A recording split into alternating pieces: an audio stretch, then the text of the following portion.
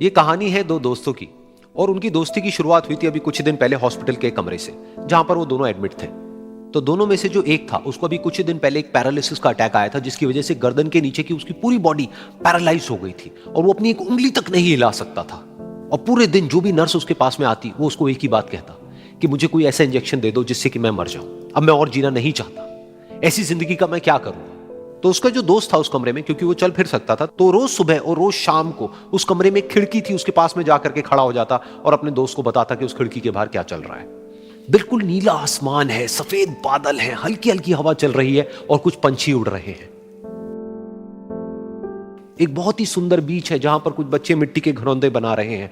कुछ लोग हैं जो वहां पर बैठे हुए बस समुद्र की लहरों को देख रहे हैं। कुछ लोग जॉगिंग कर रहे हैं, कोई एक्सरसाइज कर रहा है, कोई पतंग उड़ा रहा है। वहां पर एक आइसक्रीम की स्टॉल है जहां पर कुछ लोग आकर के आइसक्रीम खा रहे हैं। और सनसेट के टाइम पे जो पानी है वो पूरा गोल्डन हो जाता है और चमकने लगता है।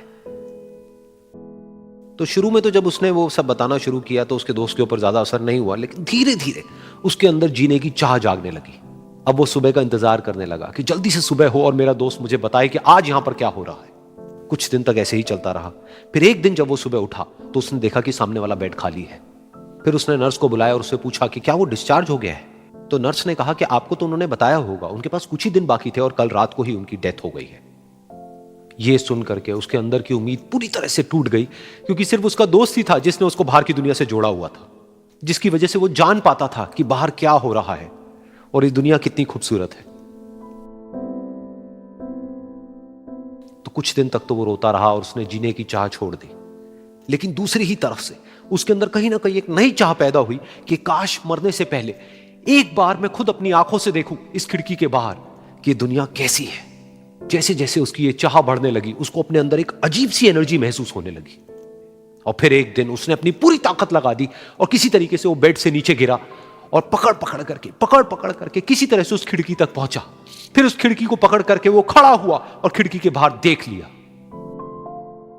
लेकिन खिड़की के बाहर देखते ही वो गुस्से से भर गया। उसने जोर से नर्स को आवाज लगाई और जैसे ही नर्स आई उसने नर्स से पूछा, ये तुमने क्या किया, ये खिड़की के बाहर काली दीवार क्यों खड़ी कर दी।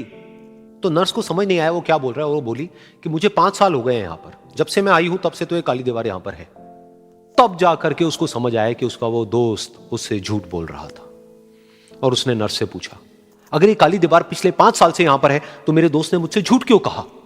तो नर्स थोड़ा सा मुस्कुराई और बोली कि मैं ये तो नहीं जानती कि उन्होंने आपसे झूठ क्यों कहा, लेकिन मैं इतना जरूर जानती हूं कि जो भी कुछ उन्होंने आपसे कहा उसी वजह से आप अभी अपने पैरों पर खड़े हैं।